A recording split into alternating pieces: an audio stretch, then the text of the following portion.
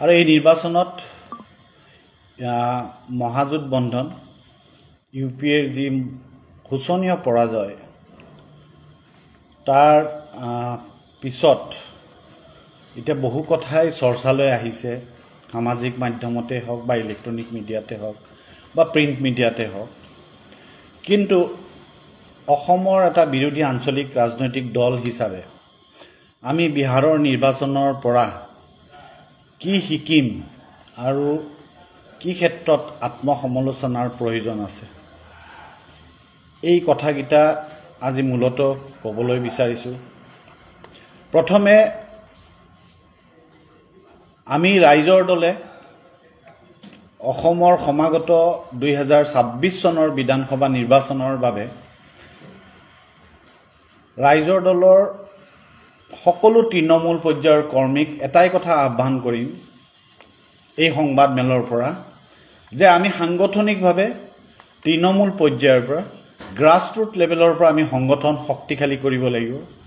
প্ৰতিটো বুথৰ পৰা আমি সংগঠন শক্তিশালী কৰিব লাগিব যদি আমি বিজেপিক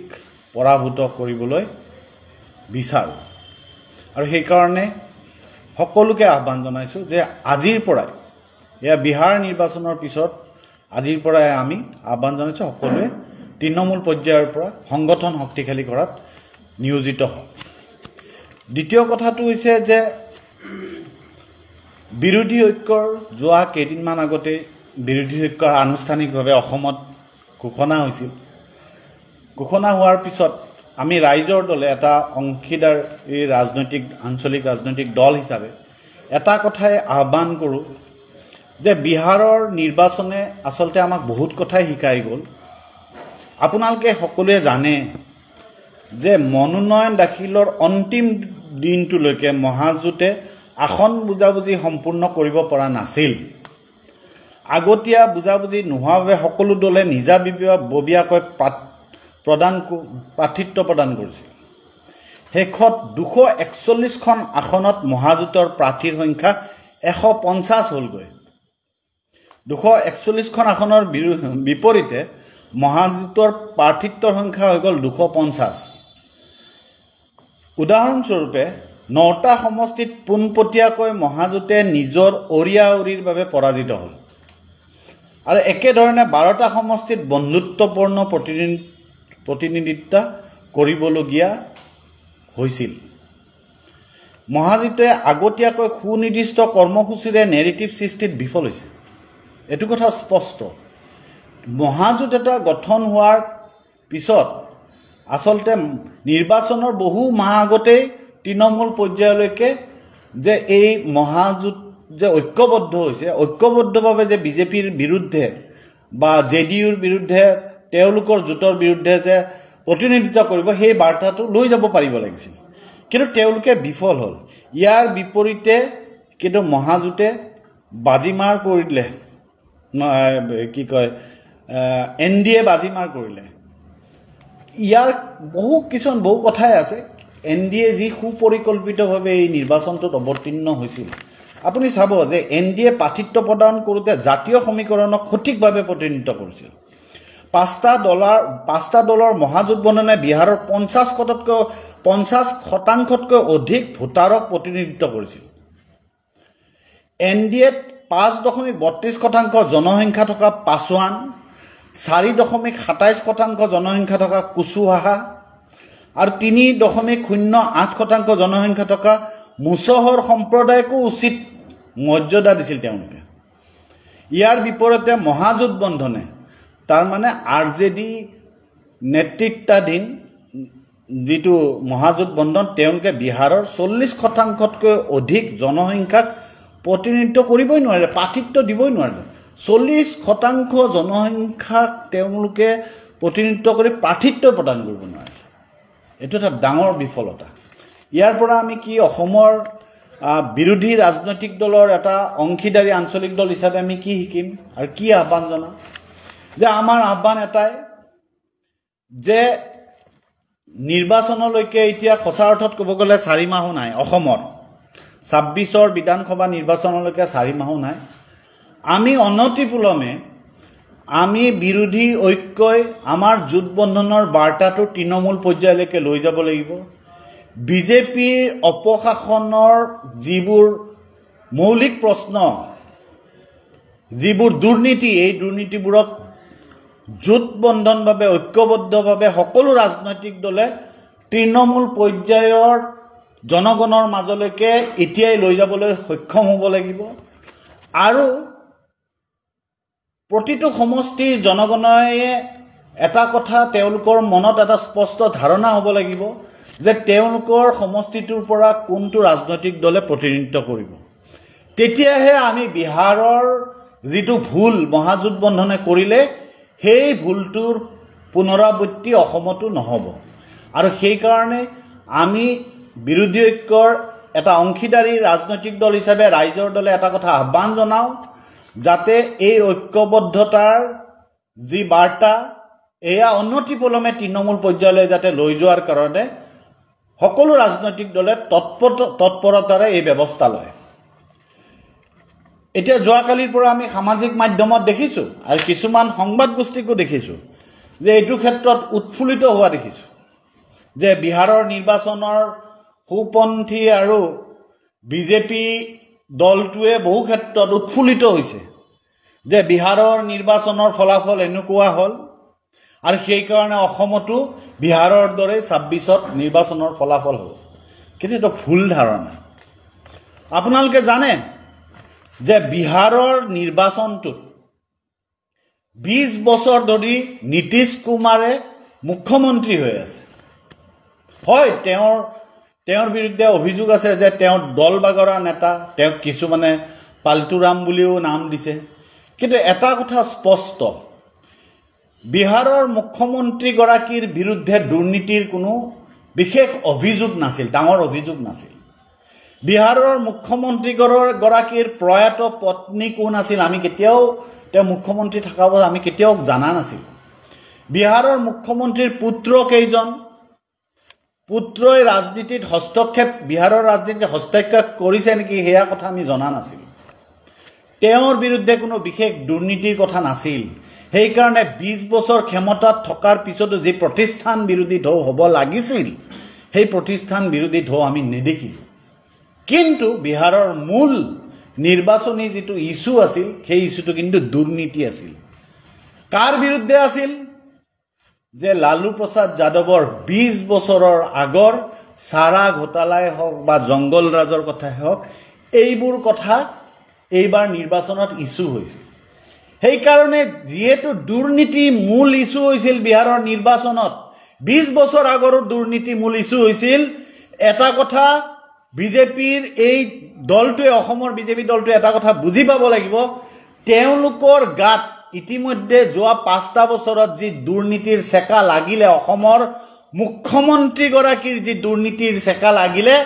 অশোক সিংঘালৰ পৰা, গৰুচুৰৰ অভিযোগ থকা জয়ন্ত মল্লৰ পৰা, পীযুষ হাজৰিকাৰ পৰা,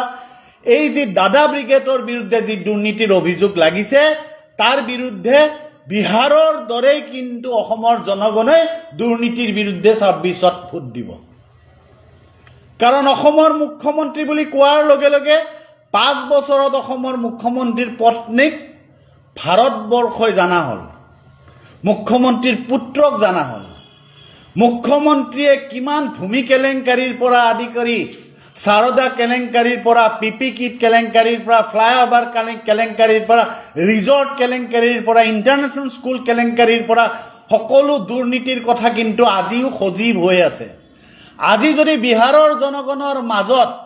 ২০ বছৰ পিছতো চাৰা ঘোটালাৰ দুৰ্নীতিৰ সজীৱ হ'ব পাৰে, তেতিয়াহ'লে অসমৰ মানুহৰ বাস্তৱ যিটো কথা, অসমৰ তৃণমূল পৰ্যায়ৰ জনগণৰ যি বাস্তৱ উপলব্ধি, সেই কথাটোক বিজেপিয়ে উপেক্ষা কৰিলে নহ'ব। প্ৰতিগৰাকী অসমৰ জনগণে এটা কথা বিশ্বাস কৰে যে ভাৰতবৰ্ষৰ ভিতৰত আটাইতকৈ দুৰ্নীতিপৰায়ণ মুখ্যমন্ত্ৰীগৰাকী হিমন্ত বিশ্ব শৰ্মা। সেইকাৰণে অসমৰ হিমন্ত বিশ্ব শৰ্মা নেতৃত্বাধীন বিজেপি চৰকাৰ আৰু বিহাৰৰ জেডিইউৰ নীতিশ কুমাৰ নেতৃত্বাধীন চৰকাৰৰ মাজত পাৰ্থক্য আছে, নিৰ্বাচনৰ ক্ষেত্ৰতো পাৰ্থক্য আছে। যিহেতু বিহাৰত মূল ইছ্যু দুৰ্নীতি হৈছে, অসমৰো মূল নীতি দুৰ্নীতি হ'ব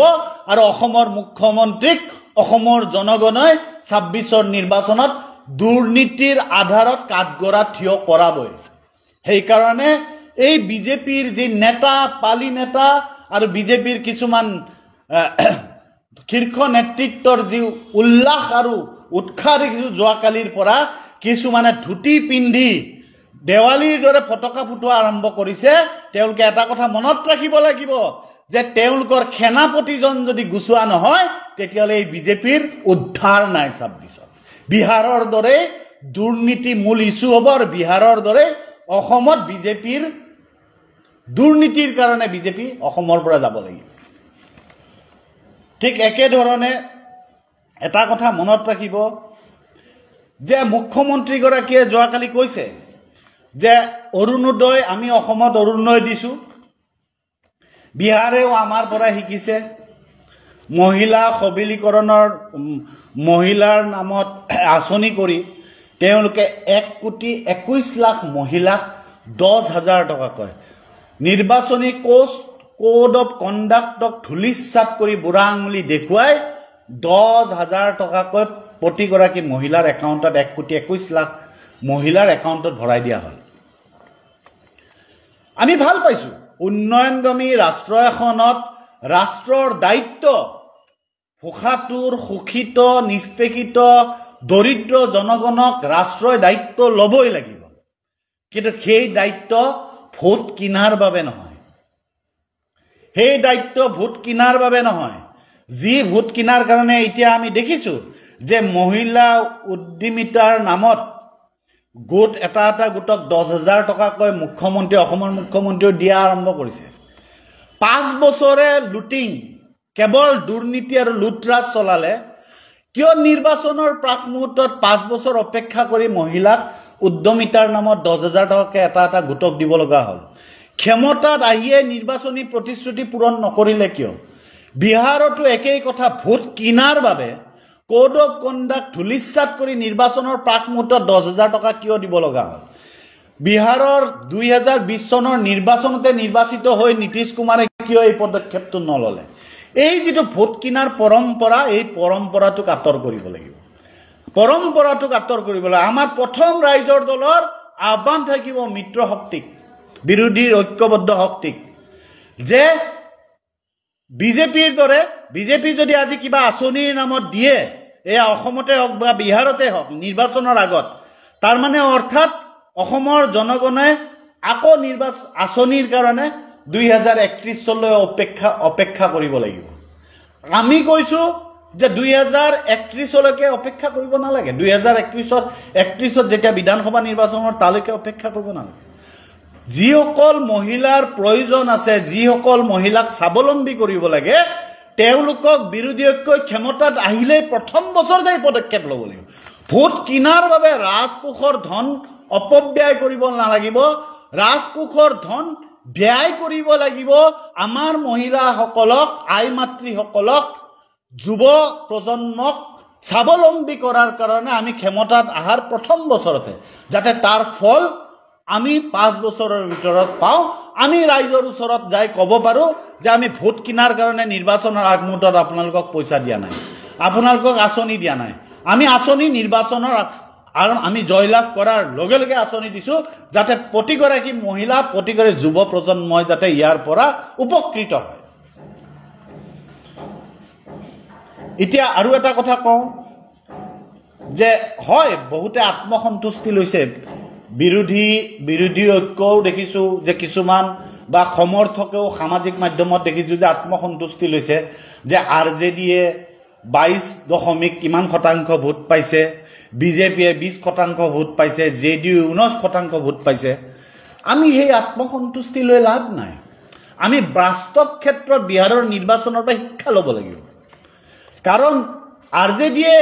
প্ৰায় 143খন আসনত নিৰ্বাচন খেলিছে আৰু বিজেপি আৰু JDU 101খন আসনত নিৰ্বাচন খেলিছে স্বাভাৱিকতে তেওঁলোকৰ ভোট পাৰ্চেণ্টেজটো কম হ'ব ঠিক তেনেকৈ LJPয়ে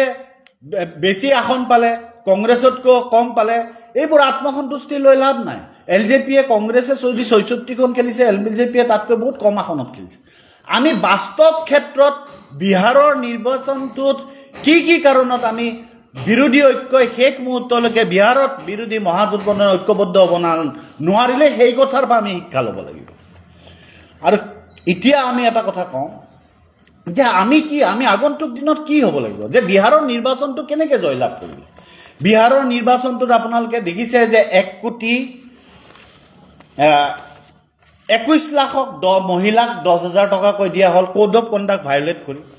ঠিক তেনেদৰে তাৰ ফলত কি হ'ল যে পুৰুষে ভোট দিব গ'ল 62.8% আৰু মহিলাই ভোট দিব গ'ল 71.6%, অৰ্থাৎ 8.8% অধিক মহিলাই ভোট দিব গৈছে। সাধাৰণতে আমি কি দেখোঁ যে মহিলাতকৈ মহিলাৰ বহুত সমস্যা থাকে, মহিলাতকৈ পুৰুষে বেছিকৈ ভোট দিব যায়, কিন্তু বিহাৰত তাৰ এটা বিপৰীত ছবি দেখা পাইছোঁ। কাৰণ বিহাৰ মনত ৰাখিব দেই, যেতিয়াৰ পৰা ঝাৰখণ্ডখন বিহাৰৰ পৰা গুচি গ'ল, তাত কোনো খনিজ সম্পদ নাই, তাত নিজে আৰ্থিকভাৱে বিহাৰখন শক্তিশালী হ'বৰ কাৰণে, স্বাৱলম্বী হ'বৰ কাৰণে তাত কোনো উদ্যোগ নাই। বিহাৰ এখন অতি পিছপৰা গৰীব ৰাজ্য, তাত 10,000 টকা যদি প্ৰতিগৰাকী মহিলাক দিয়া যায় তে বহুত ডাঙৰ কথা। ঠিক তেনেদৰে নিৰ্বাচনৰ প্ৰাক মুহূৰ্তত বিহাৰত বিজুলীৰ ক্ষেত্ৰত 125 ইউনিট কৰি 1,67,00,000 হিতাধিকাৰীক মানে বিনামূলীয়া 125 ইউনিট বিজুলী ফ্ৰী কৰি দিয়া হয়। সামাজিক পেঞ্চন আঁচনিৰ 400 টকাৰ পৰা 1,100 টকালৈকে বঢ়াই দিয়া হয়। 1.5 কোটি মহিলাক 6 মাহৰ ভিতৰত 2 লাখ টকাকৈ দিয়া হ'ব বুলি প্ৰতিশ্ৰুতি দিয়া হ'ল। আৰু নৰেন্দ্ৰ মোদীয়ে বহু হাজাৰ লাখ কোটি টকাৰ ডাঙৰ প্ৰতিশ্ৰুতি দিলে। সেইকাৰণে এটা কথা মনত ৰাখিব লাগিব যে অসমতো এইবোৰ প্ৰতিশ্ৰুতি দিব। তাৰ পিছত আমি কি ক'ম? আমি বিৰোধীয়ে আমাৰ এটাই কথা থাকিব লাগিব যে আমি ক্ষমতাত আহিলে, আমি বিৰোধী ঐক্যই ক্ষমতাত আহিলে আমাৰ প্ৰস্তাৱ এইটো থাকিব লাগিব, ঐক্যবদ্ধ বিৰোধী ঐক্যৰ নেতৃবৃন্দৰ আমাক প্ৰস্তাৱ হ'ব লাগিব যে আমি এবছৰৰ ভিতৰত যিসকল দৰিদ্ৰ সীমাৰেখাৰ আছে, যিবোৰ প্ৰয়োজন আছে, যুৱকসকলৰ ক্ষেত্ৰত আমি কেনেকৈ তেওঁলোকক স্বাৱলম্বী কৰিব পাৰিম, ক্ষুদ্ৰ আৰু মজলীয়া ক্ষেত্ৰত আমি কেনেকৈ যুৱকসকলক কৰ্মসংস্থাপিত কৰিব পাৰিম, এইবোৰ ক্ষেত্ৰত আমাৰ স্পষ্ট এটা নীতি থাকিব লাগিব। আৰু এইটোৱে আমি এই নীতিটোক লৈ আগবাঢ়িব লাগিব। আৰু এটা কথা, অসমৰ জনগণে এটা কথাত সদায় সজাগ থাকিব লাগিব যে বিহাৰৰ নিৰ্বাচনৰ আপুনি দেখিছে যে SIRৰ নামত প্ৰায় 35 লাখ ভোট কৰ্তন কৰা হ'ল। SIR অৰ্থাৎ মানে special intensive revision voter list revision কৰাৰ নামত 35 লাখ ভোটৰ নাম কৰ্তন কৰা হ'ল। কিন্তু 16 লাখ নতুনকৈ নিজৰ ভোটাৰ লিষ্টত সোমাবৰ কাৰণে যোনে এপ্লাই কৰিছিল, তাতে 16 লাখৰ বিৰুদ্ধে 21 লাখ কেনেকৈ সোমাল, এই প্ৰশ্নবোৰ কিন্তু আমি নিৰ্বাচন আয়োগে যেতিয়া চৰকাৰৰ এটা বহতীয়া ব্যক্তিগত খণ্ডৰ উদ্যোগলৈকে বা সংস্থালৈকে পৰিণত হৈছে, সেই ক্ষেত্ৰত বিৰোধী ঐক্যবদ্ধভাৱে নিৰ্বাচন আয়োগক প্ৰশ্ন কৰিব লাগিব যে কোড অফ কণ্ডাক্ট লগাৰ পিছত আপোনালোকে কিয় এই অনুমতিটো দিলে, আৰু SIRৰ নামত 16 লাখে নতুনকৈ আবেদন কৰাৰ পিছত কেনেকৈ 21 লাখ ভোট বাঢ়িল। আৰু একে সময়তে আপুনি চাব বিজেপিৰ ৰাকেশ সিনহা বুলি মই বেলেগ কেইবাগৰাকীও আছে,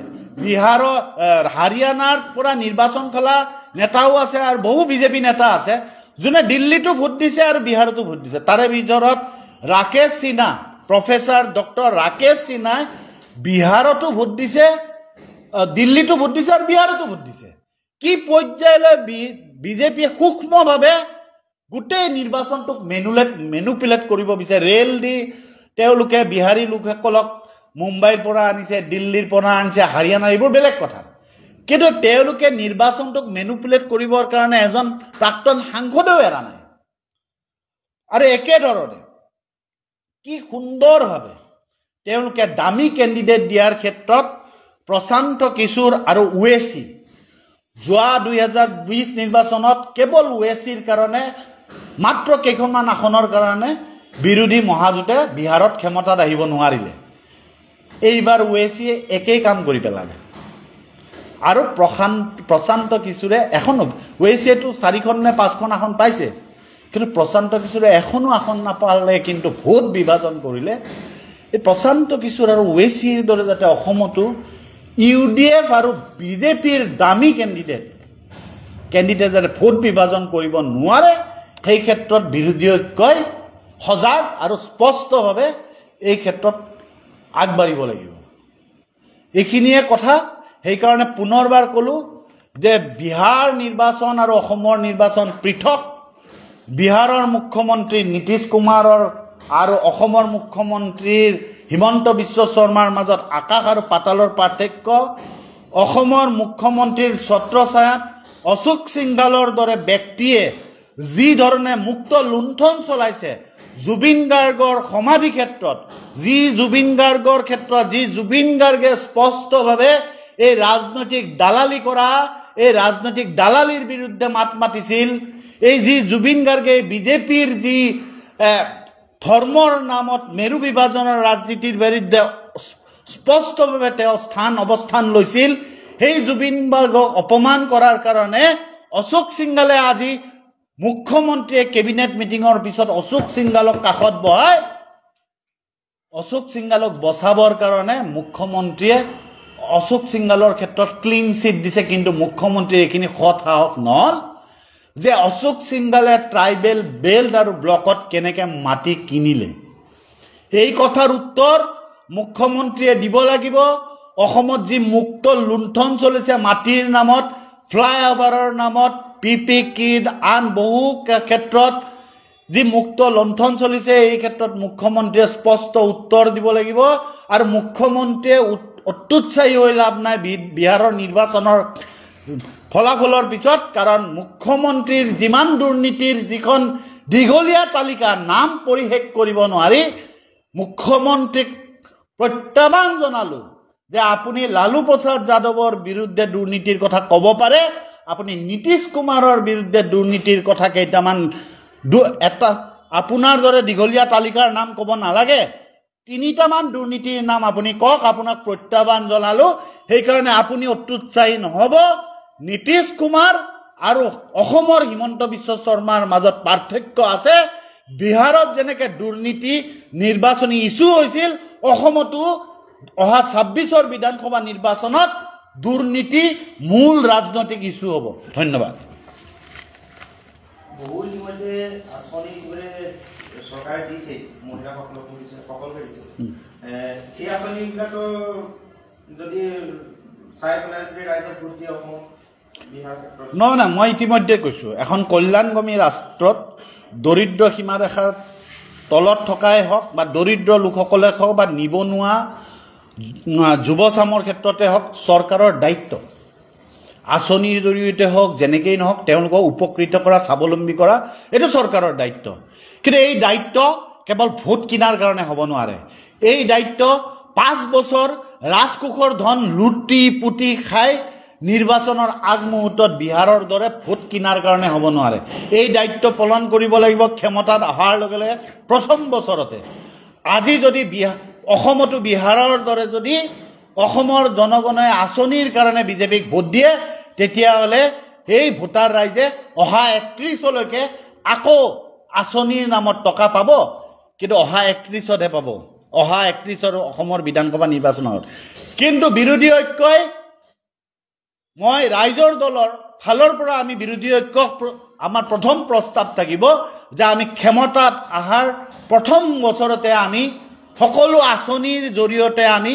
অসমৰ যুৱ প্ৰজন্মক হওক অসমৰ আই মাতৃসকলক 5 বছৰৰ ভিতৰত স্বাৱলম্বী কৰাৰ লক্ষ্য নিৰ্ধাৰণ কৰি ল'ব লাগিব যাতে অহা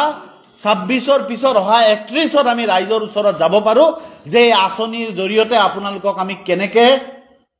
স্বাৱলম্বী কৰিলোঁ আৰু দৰিদ্ৰ সীমাৰেখাৰ পৰা কিমান অসমৰ ভোটাৰ ৰাইজক আমি এটা সবল স্থিতিলৈকে উত্তৰণ ঘটালোঁ এয়াই হ'ব